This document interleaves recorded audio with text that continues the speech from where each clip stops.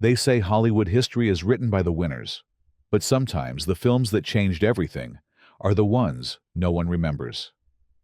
Imagine a world where the biggest shifts in cinema came from movies lost in the shadows, films that dared, provoked, and quietly broke every rule.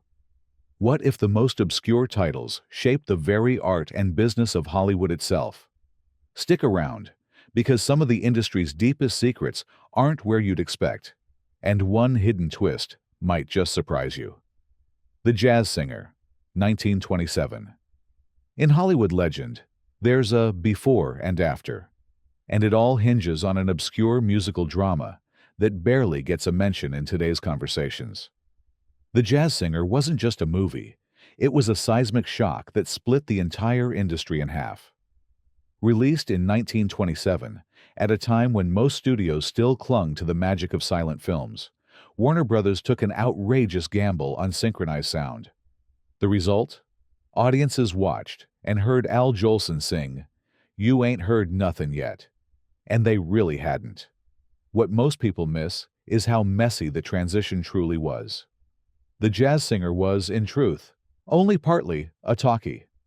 Most of the film is still silent, with intertitles, but it shattered the illusion that silence was essential to cinema. Behind the scenes, the sound recording was chaos. Microphones hidden in plants, actors afraid to move, and studio heads terrified the whole thing would bomb. Some critics even panned it, predicting sound was a fad. Yet within a year, every major studio had thrown out their old equipment and started wiring theaters for sound. The movie's impact was instant and brutal. Careers were made and ruined overnight. Stars with beautiful faces but terrible voices saw their reign end, while new talent, often from vaudeville or radio, rushed in to take their place. Hollywood's business model, from scriptwriting to theater exhibition, was upended. Studios went broke, retrofitting for sound.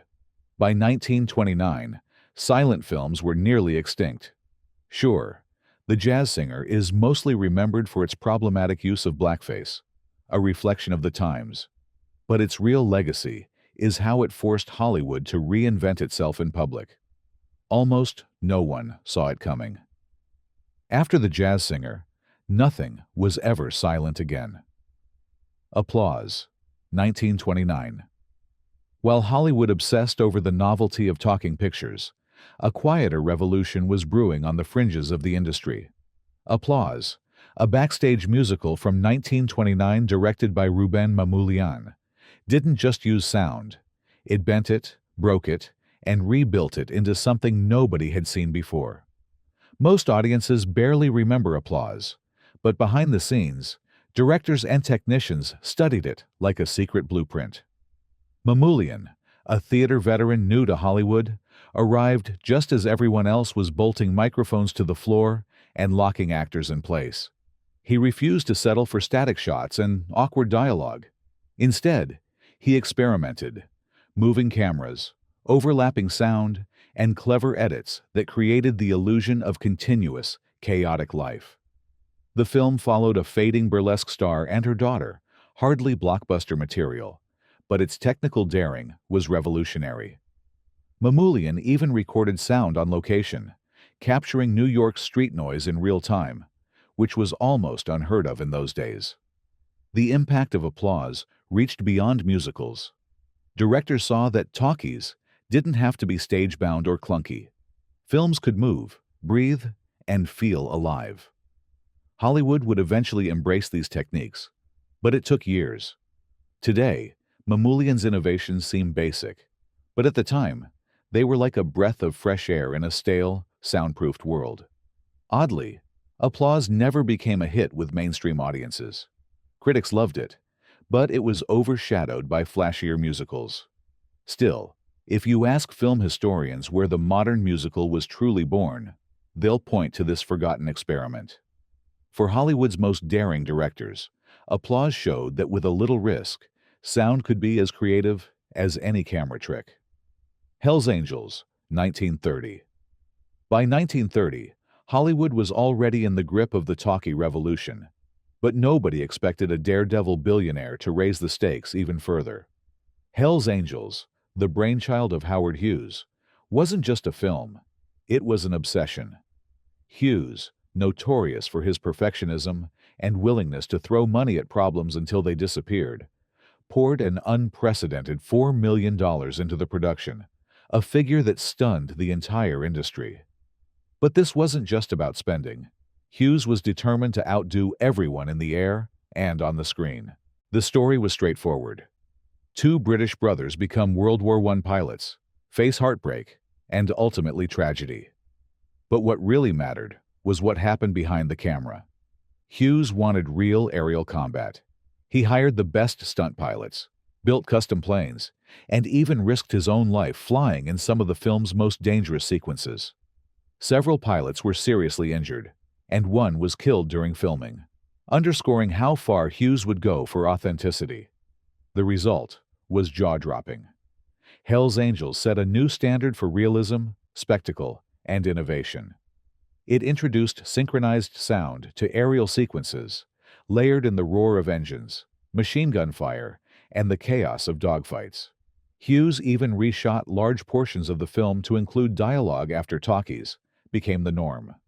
The film also launched the career of Jean Harlow, whose sultry screen presence was a revelation. Despite its enormous cost, the movie eventually made back its budget. More importantly, it pushed Hollywood toward bigger, bolder epics and set the bar for technical ambition. Today, Hell's Angels is largely remembered for its wild production stories, but its legacy is clear. It made Hollywood believe that anything was possible if you were crazy enough to try. I Am a Fugitive from a Chain Gang, 1932. It's rare for a film to trigger real-world reform, but I Am a Fugitive from a Chain Gang didn't just make audiences squirm, it rattled the legal system itself. Released in 1932, this gritty Warner Brothers drama starred Paul Muni as a wrongly convicted man subjected to the brutal realities of a Southern chain gang. The film pulled no punches. Sweat, filth, and the constant threat of violence filled every frame. Unlike many courtroom dramas of its day, Fugitive felt dangerously real. And it was. What set the film apart was its direct inspiration from the autobiography of Robert Elliott Burns, a real-life escapee from Georgia's penal system. Burns himself was still on the run when the film debuted, and his story had already captured national headlines. Director Mervyn LeRoy and screenwriter Howard J. Green kept the adaptation unsparing, determined to expose the truth about chain gangs, even as southern states tried to block its release. The public's reaction was immediate. Audiences were stunned, and so were critics. The film became a sensation, not just as a piece of entertainment, but as a lightning rod for outrage. Newspapers called for an investigation. Politicians faced pressure to reform the penal system. Laws were changed, and several states eventually ended their chain gang programs altogether. Hollywood realized that movies could do more than amuse. They could mobilize public opinion and force the hand of government. Though I Am a Fugitive from a Chain Gang is now overshadowed by flashier prison movies, its legacy is undeniable. It proved that cinema could be a weapon for social justice and forced Hollywood to take responsibility for the stories it chose to tell. Sometimes, obscurity is just another word for way ahead of its time. Babyface, 1933. Before Hollywood buttoned up and enforced its infamous production code, the town was wilder, rougher, and sometimes shockingly honest. Babyface is the film that forced Hollywood to slam on the brakes. Starring Barbara Stanwyck in a role that smolders even today, the film told the story of Lily Powers, a woman who uses her sexuality to climb from small-town obscurity to Wall Street power. With each step up the ladder, another man is ruined or discarded. It wasn't just racy, it was downright subversive. Censors were horrified. Pre-code Hollywood had a reputation for pushing boundaries, but Babyface was the last straw. Critics labeled it immoral, and religious groups threatened boycotts. Studios panicked. The film was cut, reshot, and even after edits, banned in several cities. Yet, it still slipped out to theaters in its unedited form in some states, creating a national controversy. The message was clear. Women could use the system as ruthlessly as men, and sometimes win. But the aftershock was even bigger than the scandal itself. The outrage over Babyface directly led to the strict enforcement of the Hays Code in July 1934. The moral cleanup would shape Hollywood for decades, dictating what could and could not be shown on screen. The original negative of Babyface vanished for years, buried by the industry it scandalized. Today, the film is a time capsule, tough, unsentimental, and way ahead of its era. For a brief shining moment, Babyface showed Hollywood just how raw and honest films could be, before the studio censors erased that world for nearly 30 years. Gold Diggers of 1933. For most people, Gold Diggers of 1933 is just another relic from Hollywood's musical boom, a fluffy fantasy packed with chorus girls, catchy tunes, and sparkling costumes.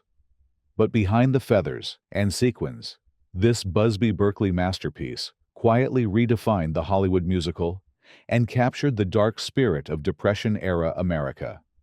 Unlike the sanitized musicals that followed, Gold Diggers was steeped in the anxieties of its time. Directed by Mervyn LeRoy and choreographed by Berkeley, the film dazzled with kaleidoscopic dance routines that seemed to defy gravity and logic. Berkeley's style, massive geometric patterns, overhead camera shots, and seamless transitions turned musical numbers into visual spectacles never before seen on screen. These weren't just songs. They were living, breathing tableaus that hinted at the chaos of the world outside the theater. But Gold Diggers of 1933 wasn't all style. The film tackled real issues: poverty, unemployment, and the struggle to survive. Its iconic number, "Remember My Forgotten Man," hit a nerve with audiences still reeling from economic collapse. For many, it was the first time a mainstream film musical acknowledged life's harsh realities instead of glossing over them. The movie's influence rippled through Hollywood. Studios rushed to imitate Berkeley's approach, and his signature style became the new gold standard. Musicals were no longer stage-bound affairs. They were cinematic events, full of motion, surprise, and social commentary.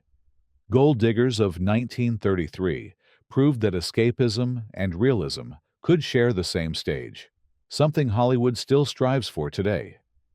It Happened One Night, 1934. Sometimes a film changes Hollywood without anyone realizing it at the time. It Happened One Night is a perfect example, a modest romantic comedy that wound up rewriting the rules for an entire genre. Released in 1934 by Columbia Pictures, it paired two stars who didn't even want the job: Claudette Colbert, who thought the script was silly, and Clark Gable, loaned out from MGM as a punishment. Nobody expected much. What happened next was history. Director Frank Capra created something fresh by accident: a sharp, fast-paced blend of screwball comedy, romance, and social satire. The story, an heiress on the run, a down-on-his-luck reporter, and the misadventures they share, was relatable, witty, and just a bit risque for its time.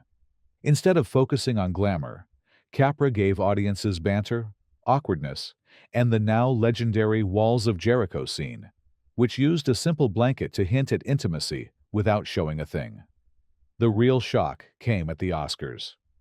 It Happened One Night swept all 5 major awards: Best Picture, Director, Actor, Actress, and Screenplay, a feat not repeated until decades later. Suddenly, studios realized there was gold in screwball comedies and relatable characters.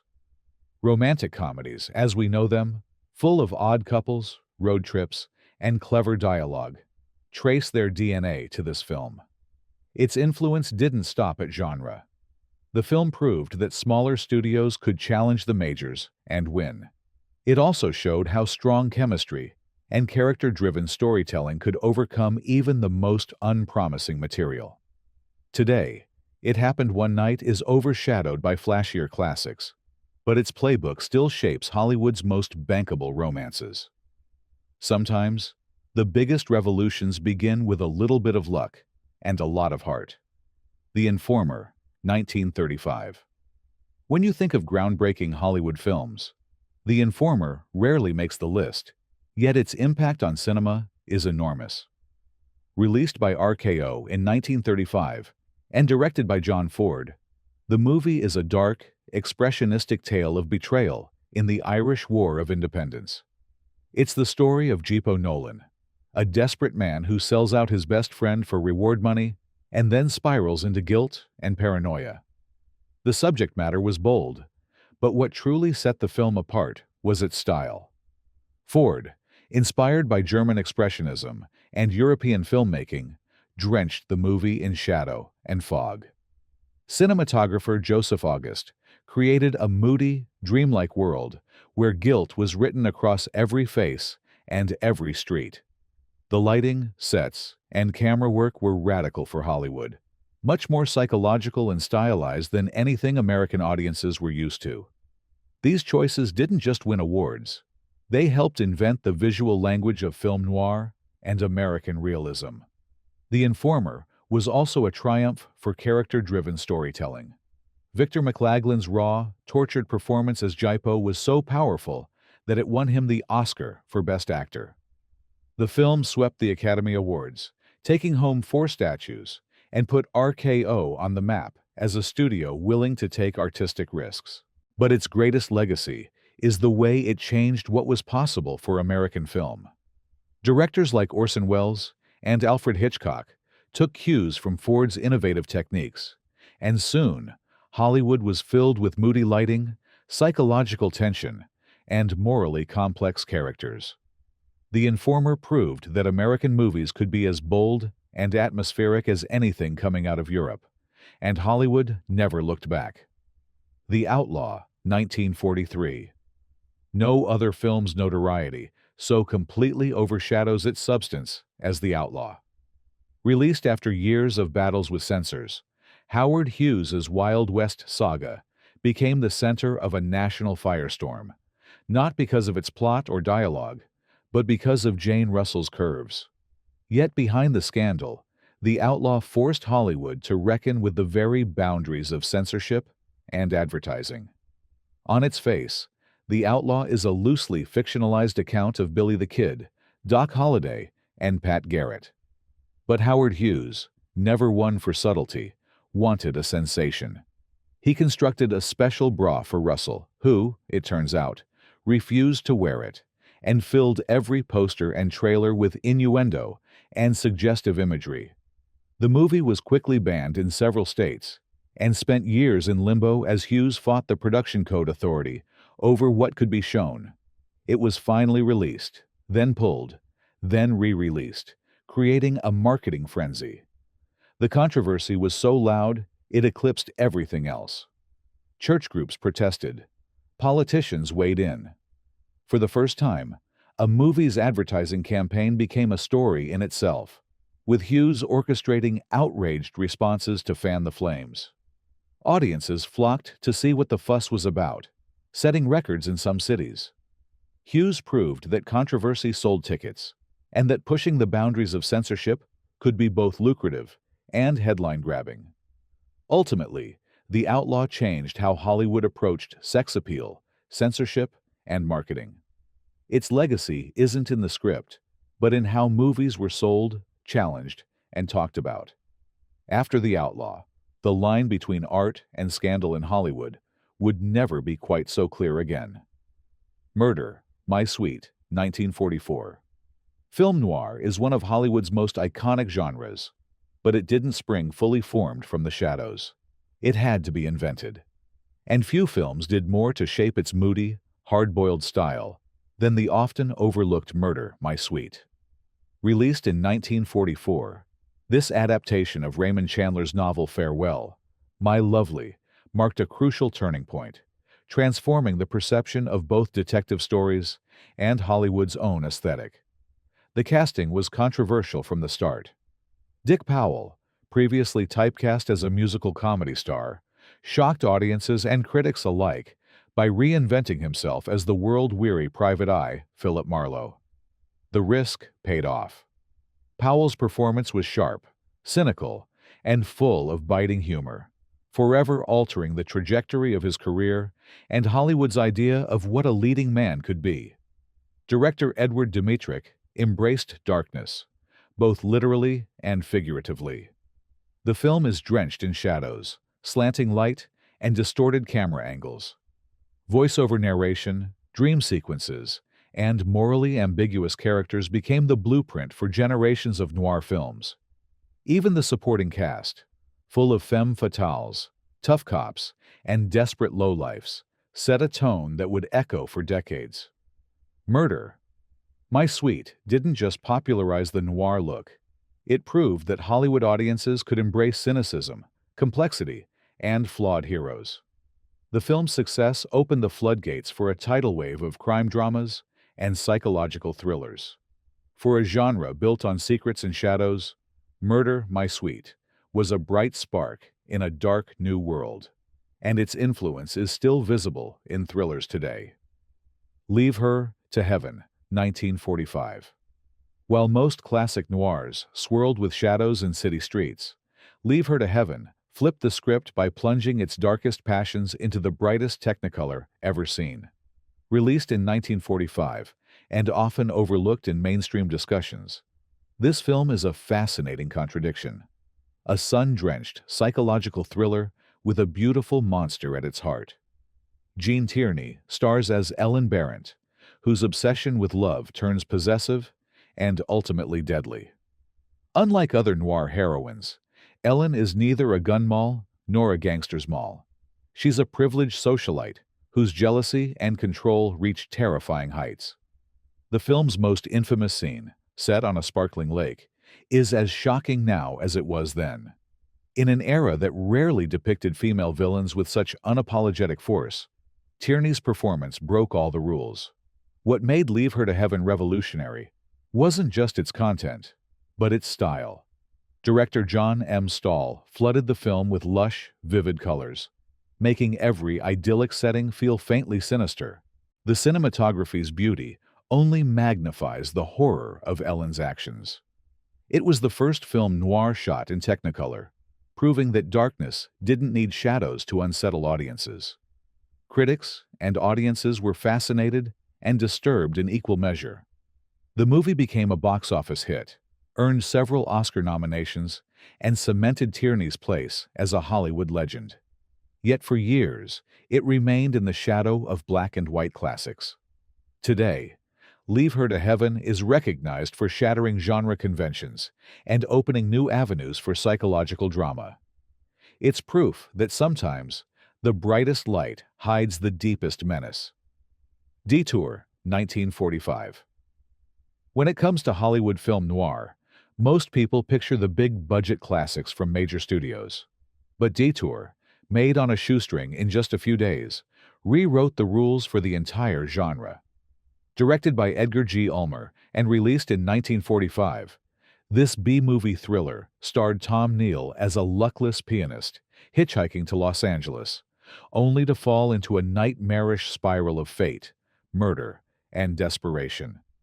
The production was so stripped down that car scenes were filmed with little more than a fog machine and rear projection. What Detour lacked in budget, it made up for with sheer atmosphere. Ulmer's direction squeezed every ounce of tension from the shadows, turning poverty into style. The film's fatalistic tone, haunting narration, and claustrophobic visuals captured the essence of noir even more starkly than some of the era's glossy studio productions. Anne Savage's turn as the venomous femme fatale was both chilling and iconic, her presence filling the screen in a way few could match. Detour gained a cult following among critics and filmmakers. Its rough edges, raw performances, and sense of doom inspired a new generation of directors, proving that art could come from anywhere, even the lowest corners of Hollywood. The film was preserved by the Library of Congress, marking its impact on American cinema. Today, Detour stands as a testament to how a little movie, dismissed in its day, could change the tone, style, and ambition of a whole genre, reminding Hollywood that true darkness sometimes comes from the unlikeliest places. The Moon is Blue, 1953. In the 1950s, Hollywood was still ruled by the iron fist of the production code, which dictated what could and couldn't be said, or even hinted at on screen. Then came The Moon is Blue, a breezy romantic comedy that dared to push back against the censors in a way that seemed almost innocent. Directed by Otto Preminger, the film revolved around a young woman, two smitten suitors, and a series of conversations that, by today's standards, would seem mild. But in 1953, the dialogue was explosive. The outrage wasn't about what was shown. There was no nudity, violence, or even an on-screen kiss that would shock an audience. Instead, it was all about the words. The script casually mentioned virgin, seduction, and pregnant, terms the censors insisted were forbidden. Preminger refused to cut the dialogue, and United Artists released the film without the production code's seal of approval. This was virtually unheard of at the time. What happened next changed Hollywood forever. Despite being condemned by the Catholic Legion of Decency and banned in several cities, The Moon is Blue was a box office hit. The public's indifference to the scandal proved that moviegoers were ready for more honest conversations about sex and relationships. Within a few years, studios began to challenge the censors more openly, and the production code's grip weakened. The Moon is Blue rarely gets credit for its quiet revolution, but it was the film that broke the code's back, one witty conversation at a time. Its legacy is every modern rom-com that tackles taboo subjects with humor and honesty, all thanks to a film that dared to talk when everyone else was afraid to. Salt of the Earth, 1954. There are films that fight the system, and then there is Salt of the Earth, a movie so radical that Hollywood tried to erase it from existence. Made during the height of the McCarthy era, this 1954 independent production was created by filmmakers blacklisted for their alleged communist sympathies. Their goal was to tell the true story of a New Mexico miners' strike, with a focus on the struggles and courage of the Mexican-American workers and, most shockingly for the era, their wives. What made Salt of the Earth truly revolutionary was its approach. It used real miners and their families as actors, and it let women's voices dominate the story. This was decades ahead of its time. The film tackled themes of labor rights, race, and gender equality in a way that mainstream Hollywood simply wouldn't touch. As soon as word spread about the film's origins and subject, the backlash was brutal. Production was disrupted, distribution was sabotaged, and theaters were threatened with boycotts if they dared to show it. For years, Salt of the Earth existed in the shadows, passed from hand to hand and whispered about in activist circles. But its influence seeped out. It inspired generations of independent filmmakers and activists, proving that cinema could be a weapon for justice and change. Today, the film is recognized as a pioneering classic, honored for its courage and vision. Salt of the Earth didn't just survive Hollywood's blacklist, it shattered it, setting the stage for a new era of independent, politically engaged American filmmaking. In a world full of movies about heroes, this was a movie made by them. The Girl Can't Help It, 1956. In a decade dominated by squeaky clean musicals and sanitized love stories, The Girl Can't Help It burst onto screens like a fever dream. Directed by Frank Tashlin and released in 1956, this wild Technicolor comedy starred Jane Mansfield as a dumb blonde who actually outsmarts everyone around her, and Tom Ewell as the hapless agent caught in her orbit. But the film's true revolution wasn't in its plot. It was in its sound. The Girl Can't Help It is one of the first Hollywood films to treat rock and roll as a serious cultural force. It features appearances by Little Richard, Fats Domino, Eddie Cochran, and a host of other legendary musicians, giving the movie a pulse that was utterly new for American audiences. The musical performances are integrated directly into the story, with Tashlin's zany visual style, wild colors, exaggerated sets, and surreal sight gags, amplifying the electric energy of the music. The film's impact was seismic for youth culture. Teenagers flocked to see themselves and their idols on the big screen, and Hollywood quickly realized the power and profitability of catering to young audiences. The movie also helped launch Jane Mansfield's brief but explosive career, using her comedic timing and bombshell persona to lampoon the very stereotypes she embodied. Beyond its campy reputation, The Girl Can't Help It showed that pop music, youth rebellion, and cinematic style could merge into something fresh. It paved the way for everything from A Hard Day's Night to Grease and the teen musicals that would follow. Rock and roll had officially arrived in Hollywood, and nothing would be quite the same. Imitation of Life, 1959. Sometimes the most quietly subversive films are the ones Hollywood has tried to ignore for decades. Imitation of Life, Douglas Sirk's lush, 1959 melodrama, seemed, at first glance, to be just another glossy soap opera about mothers, daughters, and dreams. But beneath its technicolor surface was a story that tackled race, identity, and the painful price of assimilation with a bluntness Hollywood rarely allowed in the golden era. The film tells the parallel stories of two single mothers, one white, one black, struggling to raise their daughters. Juanita Moore's character, Annie, is a housekeeper whose light-skinned daughter Sarah Jane tries to pass as white, fleeing her mother and her heritage. Sirk, a German émigré, used heightened visuals and emotionally charged performances to drive home the tragedy and social reality of racial boundaries in America. Moore's heartbreaking performance and Lana Turner's nuanced portrayal of an ambitious actress gave the film a weight that belied its genre. Imitation of Life was a box office hit, but it made critics and industry insiders uneasy. Its open discussion of race, maternal sacrifice, and society's cruelties challenged audiences to see what Hollywood usually kept hidden. Over time, the film's reputation only grew, influencing later filmmakers to grapple with race and representation more directly. It has since been embraced as both a melodramatic masterpiece and a radical act of empathy, one that forced Hollywood and America to look in the mirror. Though it wore the trappings of a women's weepy, Imitation of Life changed what audiences could expect from a studio picture. It dared to show that the American dream was not available to all, and that heartbreak could be the truest legacy of Hollywood's golden age. The Connection, 1961.